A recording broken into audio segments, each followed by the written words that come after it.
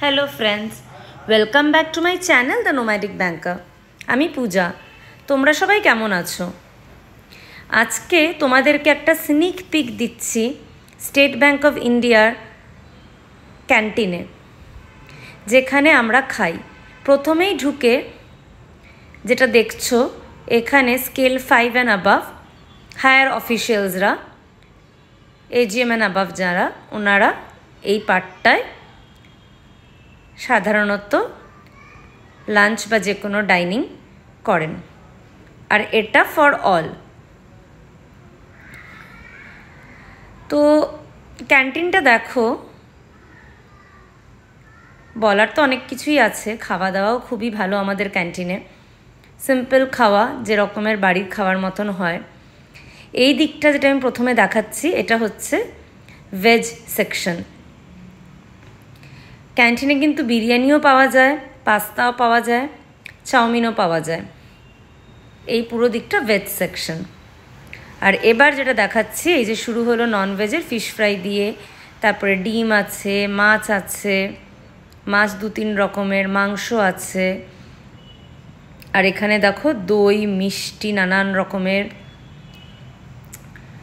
মিষ্টি দই, টক দই, আর এখানে সব কাটলারি। সামনে দেখেছিলে প্লেট, আর এখানে স্পুনস। এই হচ্ছে আমাদের রাসনা ক্যান্টিন মেনু চার্ট। প্রাইসও খুবই সাবসিডাইজড। আর সবচেয়ে বেস্ট পার্ট যেটা, সেটা লাস্টে দেখাচ্ছি। মানে কেন এত সময় লাগে, তাই না, আমাদের লাঞ্চ করতে?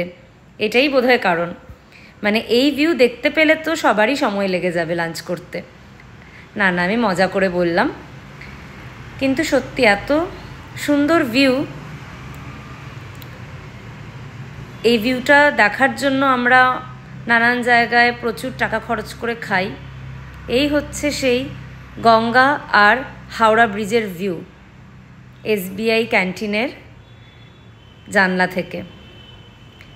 উল্টো দিকেই দেখা যাচ্ছে ফ্লোটেল। এটাও একটা ফেমাস হোটেল কাম রেস্টুরেন্ট। এখানেও প্রচুর টাকা দিয়ে খাওয়া দাওয়া অনেকেরাই করেন, আমিও করেছি, to get the feel of Ganga and the Howrah Bridge. So luckily we get to view all this from our canteen. আর 10 ঘন্টা 11 ঘন্টা অফিসে কাজ করার পরে না, এই ভিউটা লাঞ্চ টাইমে না দেখতে পারলে খুবই মনটা খুঁতখুত করে। আমি ইউজুয়ালি এই স্পটটাতে বসেই লাঞ্চ করি।